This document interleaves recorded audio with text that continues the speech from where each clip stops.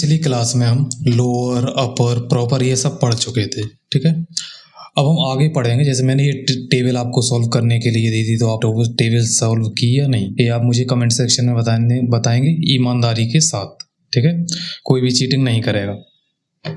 अब देखो, ये है आगे है टुडे एंड नाउ। आज हम इसको करेंगे टुडे एंड नाउ, और इसके बाद है सम, मैक्स, मिन, एवरेज। ठीक है, इन सबको हम कंप्लीट करेंगे। तो देखो, टुडे को हम सबसे पहले तो समझते हैं कि टुडे का यूज़ हम कैसे करेंगे।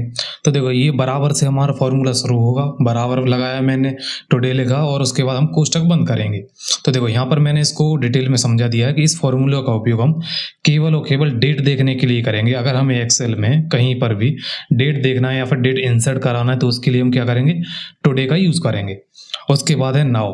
इस फॉर्मूला का उपयोग हम डेट एंड टाइम दोनों देखने के लिए करेंगे। जैसे अब टुडे का यूज़ हम किस लिए कर रहे थे, केवल डेट देखने के लिए, लेकिन हमें डेट के साथ साथ टाइम और चाहिए, तो उसके लिए हम नाउ का यूज़ करेंगे। ये दोनों जो फंक्शन है टुडे एंड नाउ, ये नो आर्गूमेंट फंक्शन है। नो आर्गूमेंट फंक्शन मतलब कि इनमें हमें कोई सा भी आर्गूमेंट नहीं देना पड़ता है। जैसे इसके कोष्टक के अंदर हमें कुछ भी नहीं लिखना पड़ेगा। ये हमने कोष्टक बंद किया और एंटर कर देंगे, तो हमारा जो डेट है और डेट और टाइम दोनों चीज़ें आ जाएंगी। देखो, मैं आपको इस एक्सेल सीट पर दिखाता हूँ। मैं एक्सेल सीट पर गया और ये देखो, मैं यहाँ पर फॉर्मूला लगाऊंगा बराबर टुडे मैंने टैब बटन प्रेस किया और कोष्टक बंद किया और एंटर कर दिया। ये देखो, हमारी डेट हमारे सामने आ गई। ठीक है, सेम इसी तरीके से हमें नाउ का यूज़ करना है। NOW किया मैंने, टैब बटन प्रेस किया, कोष्टक बंद किया और एंटर कर दिया। तो ये देखो, टाइम के डेट के साथ साथ हमारे पास टाइम आ गई है। ठीक है, इसी तरीके हमने इसमें कोई सा भी आर्गूमेंट नहीं दिया है, तो इसीलिए इन दोनों को बोलते हैं नो आर्गूमेंट फंक्शन।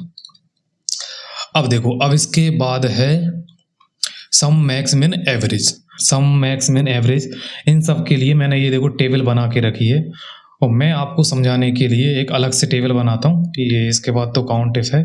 हाँ, मैं यहाँ पर जाऊँगा एक्सेल सीट पर अपनी। मैंने यहाँ पर एक टेबल बना के रखी है सम, मैक्स, मिन, एवरेज के लिए। ये देखो टोटल। देखो, टोटल करने के 2-3 तरीके हैं। तो सबसे पहले तो मैं बताऊंगा तुम्हें जो आप ज़्यादातर यूज़ करेंगे।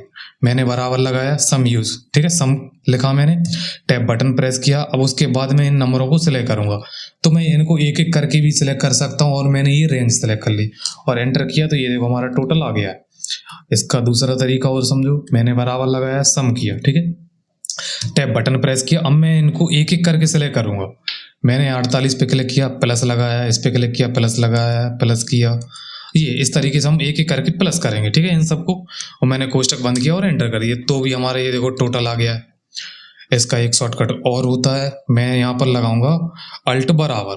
ठीक है, मैं जैसे यहाँ पर अल्ट बराबर करूंगा, मैं यहाँ पर अल्ट बराबर करूंगा, तो ये देखो ऑटोमेटिक वो रेंज सेलेक्ट कर लेगा, और मैं जैसे एंटर करूंगा तो ये देखो हमारा टोटल आ जाएगा। ठीक है, तो ये 3-4 तरीके होते हैं सम करने के। और अगर यहाँ से भी नहीं आता है आप लोग को, तो आप क्या करेंगे, यहाँ पर जाएंगे, ऑटो सम, इस पे क्लिक करेंगे, ये ऑटोमेटिक रेंज सेलेक्ट कर लेगा, और उसके बाद एंटर कर देंगे, तो ये हमारा टोटल आ जाएगा। ये देखो आ गया हमारा टोटल। सेम इसी तरीके से मैंने इसको कुछ नहीं किया, जैसे मैंने इसको Ctrl Z किया, ये देखो ये हमारा टोटल आ गया। अब नीचे तक कैसे आएगा, तो उसके लिए यहाँ पर यही प्लस का साइन आ जाएगा, और उसके बाद मैं डबल क्लिक करूंगा तो भी हमारा नीचे फिल हो जाएगा। अगर ऐसे नहीं होता है तो उसके लिए क्या करेंगे, मैं यहाँ से पकड़ूंगा अपने माउस पॉइंटर से, मैं माउस का लेफ्ट बटन प्रेस करके रखा है। ठीक है, माउस का लेफ्ट बटन प्रेस करके रखा, उसके बाद मैं इसको ड्रैग कराऊंगा और उसके बाद ड्रॉप कर दूंगा। ये देखो, तो भी हमारा ये फिल हो जाएगा। मैं इसको शॉर्ट तरीका यूज़ करता हूँ। यहाँ पर मैं यहाँ पर जाता हूँ, प्लस का साइन बन जाता है, तो उसके बाद मैं इसको डबल क्लिक कर देता हूँ। ठीक है, अब ये देखो मैक्स में क्या होगा कि हमारे ये जो सारे के सारे सब्जेक्ट हैं, इन सब सब्जेक्ट में से हमें सबसे ज़्यादा हमारे इस नंबर के सब्जेक्ट में आए, वो हम यहाँ पर देख सकते हैं। जैसे मैं बराबर लगाऊंगा, मैक्स लिखूंगा। ठीक है, मैक्स लगाया, टैब बटन प्रेस किया, उसके बाद मैं इसको सिलेक्ट करूंगा, ये रेंज। ठीक है, मैंने ये रेंज सेलेक्ट की, उसके बाद मैंने कोष्टक बंद किया और एंटर कर दिया। तो ये देखो सबसे ज़्यादा नंबर हमारे किस सब्जेक्ट में है, वो हमें यहाँ पर पता पड़ गया। जैसे 91 है, तो 91 है हमारे मैथ वाले सब्जेक्ट में। ठीक है, तो इस तरीके से सबसे ज़्यादा हमारे इस नंबर के सब्जेक्ट में आए, वो हम यहाँ से पता कर सकते हैं। सेम इसी तरीके से मेन होता है, मैंने बराबर लगाया, मेन लिखा। ठीक है, टैब बटन प्रेस किया, और यहाँ से मैं रेंज सेलेक्ट करूंगा, जैसे हमने मैक्स के लिए की थी रेंज सेलेक्ट। ये देखो मैंने रेंज सेलेक्ट की, कोष्टक बंद किया और एंटर कर दिया, तो ये देखो सबसे कम नंबर हमारे किस सब्जेक्ट में आए, वो हमें यहाँ पर निकाल के देता है। मैंने इसको डबल क्लिक किया और ये फिल कर दिया। ठीक है, सेम इसी तरीके से हम एवरेज निकालते हैं। जैसे हमें अगर इन सारे के सारे सब्जेक्टों का एवरेज निकालना है तो वो मैं कैसे निकालूंगा, तो उसके लिए फॉर्मूला होता है, बराबर लगाया मैंने एवरेज, ठीक है, बराबर AVERAG, ठीक है। एवरेज टैब बटन प्रेस किया, उसके बाद मैं यहाँ से सिलेक्ट करूंगा, ये रेंज मैंने सेलेक्ट की, कोष्टक बंद किया और एंटर कर दिया, ठीक है। तो ये देखो 63% हमारे पास आ गई। अब मैं इसको यहाँ से ड्रैग करा सकता हूँ और ड्रॉप करा सकता हूँ। मैंने इसको ड्रैग कराया और ड्रॉप करा दिया, ठीक है। ये देखो हमारी 63% बन के आ गई। सेम इसी तरीके से हम परसेंटेज निकालते हैं। तो परसेंटेज के लिए बेसिकली वैसे तो कोई फॉर्मूला नहीं होता है। अगर आपने 10th या 12th में रिजल्ट आता है तो उस टाइम पे आपने देखा होगा कि अगर आपका खुद का भी रिजल्ट आया होगा तो आप टोटल में अपने सब्जेक्ट जितने होते हैं 5, 6, 7, तो उन सब से डिवाइड करते हैं। सेम इसी तरीके से हम यहाँ पर भी करेंगे, अपने टोटल को सब्जेक्ट हमारे पास जितने हैं उन सब से डिवाइड करेंगे, ठीक है। तो मैं क्या करूँगा, मैं सबसे पहले बराबर का साइन लगाऊंगा, उसके बाद मैं यहाँ से टोटल को सिलेक्ट किया, ठीक है। क्लिक किया, मैंने उसको डिवाइड कर दूंगा। हमारे पास है यहाँ पर 5 सब्जेक्ट, तो मैं इसको 5 से डिवाइड कर दूंगा और एंटर कर दिया। तो ये देखो हमारे पास 63% बन के आ गए। देखो परसेंटेज और एवरेज में कुछ भी अंतर नहीं होता, ये दोनों चीज़ें सेम रहती हैं।